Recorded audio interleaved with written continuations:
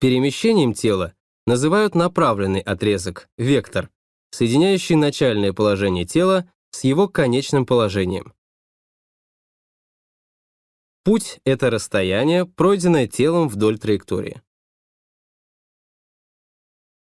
Положение тела в пространстве можно определить с помощью координат. Если тело движется вдоль прямой линии, например, бегун на короткой дистанции, то его положение на этой линии можно характеризовать только одной координатой x.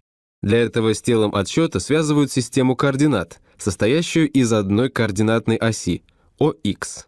Если тело совершает движение в пределах некоторой плоскости, то его положение определяют уже с помощью двух координат – x и y.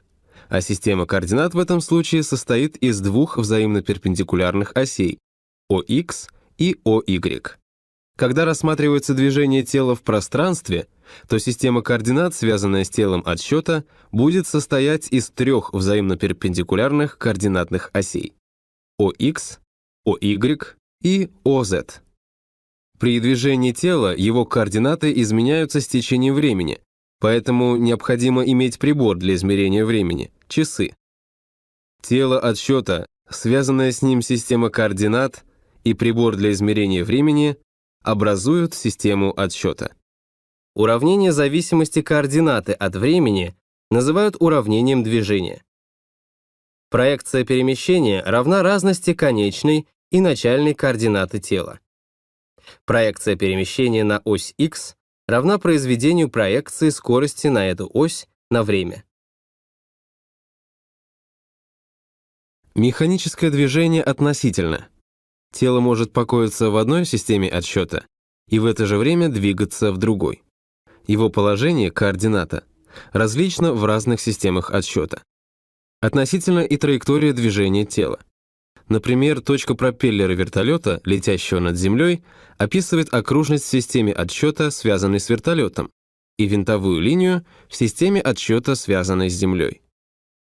Пусть вниз по течению реки движется плот, а по плоту от одного конца к другому идет человек.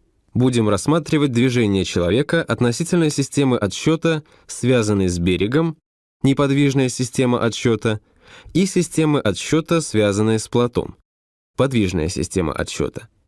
В подвижной системе отсчета перемещение человека равно S1. За это же время перемещение плота равно S2.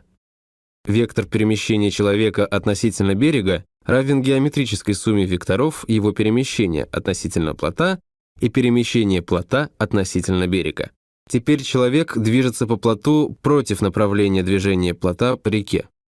В этом случае перемещение человека относительно берега, неподвижной системы отсчета, также равно геометрической сумме перемещения человека относительно плота, подвижной системы отсчета, и перемещения плота относительно берега, подвижной системы отсчета относительно неподвижной.